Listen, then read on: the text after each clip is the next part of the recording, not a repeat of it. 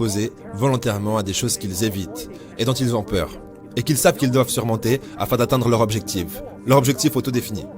Si vous pouvez enseigner aux gens à tenir tête aux choses dont ils ont peur, ils deviennent plus forts.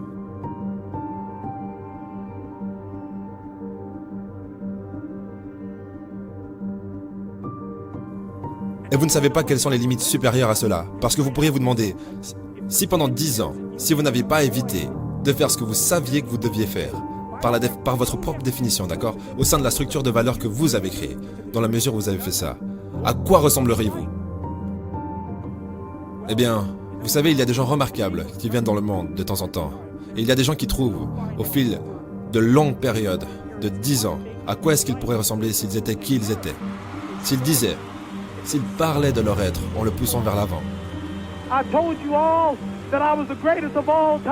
Et ils deviennent de plus en plus et de plus en plus forts. Et nous ne connaissons pas les limites à ça. Nous ne connaissons pas les limites à ça.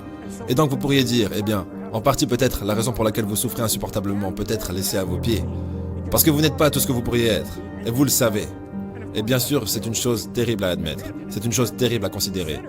Mais il y a une vraie promesse là-dedans. Parce que cela signifie que peut-être il y a une autre façon dont vous pourriez regarder le monde. Et une autre façon dont vous pourriez agir dans le monde. Donc ce que vous obtiendrez comme reflet sera bien meilleur que le reflet que vous avez actuellement.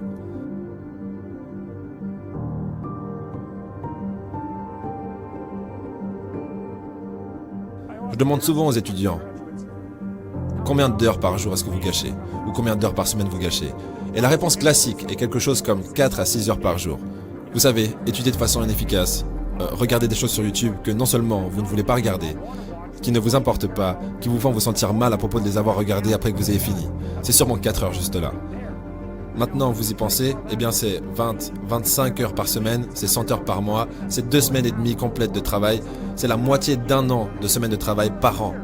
Et si votre temps vaut 20 $ de l'heure, ce qui est une sous-estimation totale, c'est probablement plus 50 si vous y pensez en termes de salaire différé. Si vous gâchez 20 heures par semaine, vous gâchez 50 000 $ par an. Et vous faites ça là maintenant. Et c'est parce que vous êtes jeune, gâcher 50 000 $ par an est une catastrophe bien plus grande que ça ne le serait pour moi de les gâcher, parce que je ne vais pas durer aussi longtemps que vous.